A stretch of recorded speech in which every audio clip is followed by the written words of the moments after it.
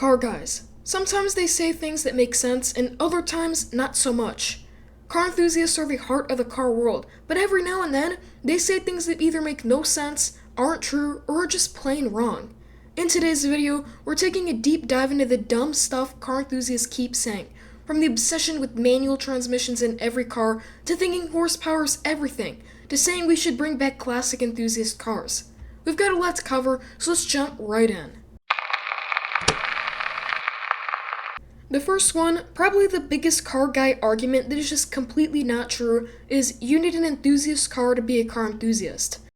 This argument is wrong in so many ways. Many car enthusiasts out there own normal, everyday vehicles, even the most die-hard fans, because what's better, a reliable Toyota Corolla or a beat-up old, run-down Mitsubishi Eclipse?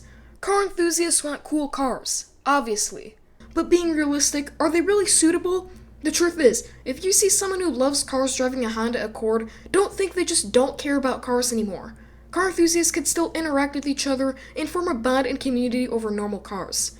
There are still so many normal cars out there that are still cool. For example, the Volkswagen Golf, Cyan XB, or Honda Fit, just to name a few. Also, I know some car guys that think you need a Lamborghini, Ferrari, or Dodge Demon to be a car guy. That's just not true. To be a car guy, all you need is a passion for cars. Also, I've seen plenty of car enthusiasts making fun of this other car enthusiast because he drove a Toyota Prius.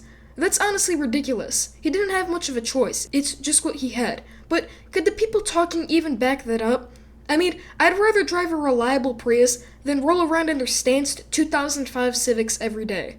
Those cars are barely holding together, and half the time they're lowered so much they scrape every speed bump.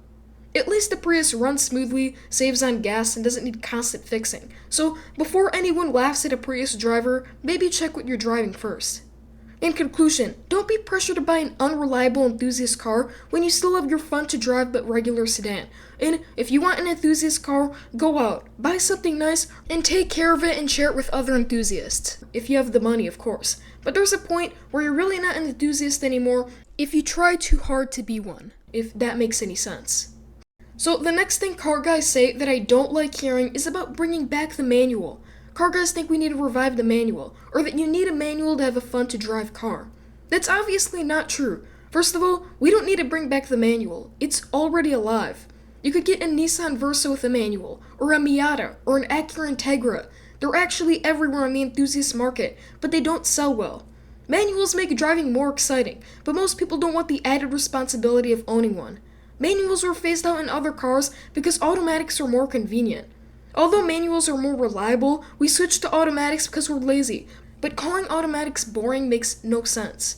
Automatics can still be fun, and if I'm being honest, because so many cars offer manuals in 2025, they won't be going away anytime soon. So, in conclusion, stop with this whole manual argument. While we need more manuals in today's car world, we should be thankful that manufacturers today still put manuals in their cars. So, this next point actually ties into the first one about being a true car enthusiast. There's this argument that you have to mod your car to really be a car guy. Honestly, that's just as wrong as the first one. Modding cars can be risky. Sometimes, mods will actually lower your car's resale value. Sure, there are cases where some well-chosen mods might increase value, especially if they're tasteful and improve performance or style, but if you end up with a car that looks riced out, like those stanced Civics we talked about earlier, with gold rims that don't fit and fake air vents super glued onto the paint, you're pretty much screwed. Those kinds of mods don't add value, they tank it. Don't get me wrong, modding your car could be awesome. It's a way to make your car yours and show off your personality as a car enthusiast, but there's a line you don't want to cross. Going overboard with mods usually makes your car harder to sell later, and sometimes even less enjoyable to drive. And honestly, there is nothing wrong with leaving your car completely stock. Some cars are built to look and perform great straight from the factory. Take the Cyan FRS, Mazda Miata, or the Subaru WRX for example. They already have that clean, sporty look without needing any extras, so don't feel like you have to mod your car just to prove you're an enthusiast. If you decide to mod, understand that there are pros and cons. Do your research, watch tutorials, and listen to advice from people who actually know what they're talking about, because it only takes one bad mod to seriously mess up your car, and then you're stuck with a car that looks garbage and is worth less money. Next up is the idea that horsepower matters the most. Spoiler, it doesn't.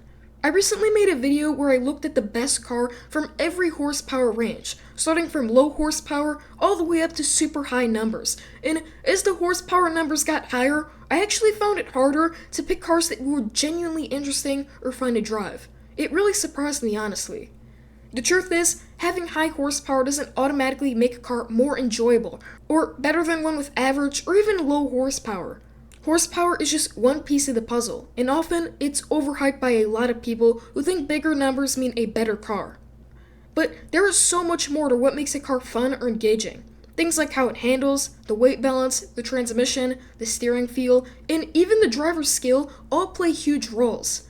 Sometimes, a lighter car with less power is way more rewarding to drive than a heavy muscle car with a ton of horsepower.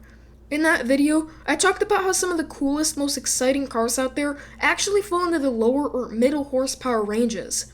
Cars like the Mazda Miata or the Honda CRX are perfect examples. They don't have crazy horsepower, but they offer an engaging driving experience, and they feel connected to the road in a way that pure horsepower just can't replace. Some high horsepower cars could actually be frustrating to drive because of their size or complicated systems. More power means you often need better brakes, better tires, and extra skill to keep it under control. If you don't have those things balanced out, the extra horsepower could actually make the car less fun, especially on everyday roads or in traffic. So if you're buying a car and trying to decide what to focus on as a car guy, don't get caught up in chasing the biggest horsepower numbers. It's just not a reliable way to measure how good or fun a car really is. Focus more on how overall the car feels to you personally. That's what really matters. The next one is the whole idea of bringing back enthusiast cars. A lot of car enthusiasts are constantly saying, we need to bring back the Honda S2000, or they should revive the Acura RSX, or some other car from the 2000s or 90s.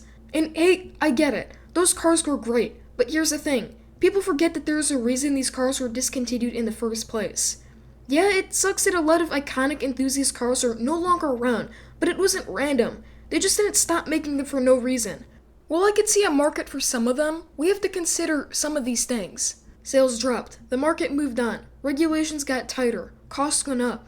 Most people stopped buying two-door coupes with manual transmissions because they either didn't want to drive stick or needed something more practical. So from a business standpoint, automakers had to stop making them. Now, what's even weirder is some car guys are asking these cars to come back as EVs. Like, you really want a battery-powered S2000? That completely defeats the point of what made it special in the first place. The high revving engine, the light chassis, the simplicity. If you turn that into an EV, sure, it might look similar on the outside, but the whole spirit of the car is completely gone. It just becomes another soulless electric vehicle pretending to be something it's not. And at that point, why even bring it back? Look, I'd love to see lightweight, manual, fun-to-drive cars stick around forever, but it's not as simple as reviving a name. And sometimes, trying to revive something that was great in its time ends up watering it down. If you miss those cars, go buy one used and keep it alive. Maintain it, drive it, and enjoy it for what it was, but don't expect the modern version to be the same, especially if you're asking for an electric version of a car that was built around its engine and driving feel. That's just not bringing it back. That's just putting the name on something else entirely. So yeah, at the end of the day, being a car guy doesn't mean checking off a list of rules made up by other car guys. You don't need to mod your car into oblivion. You don't have to chase high horsepower numbers, or beg manufacturers to bring back cars that probably wouldn't be the same anyway. Just enjoy what you drive, learn about cars, take care of them, and do what actually makes sense for you, not what random people on Reddit or social media thinks makes you a real car enthusiast. What do you think? Do you agree with these takes, or do you see it differently? I'm curious to hear your thoughts in the comments below. And hey, if you want to see a part 2 of this video, please let me know as well. Thanks for watching, and remember people, drive safe, drive smart, but most importantly, drive something worth talking about. See you in the next one.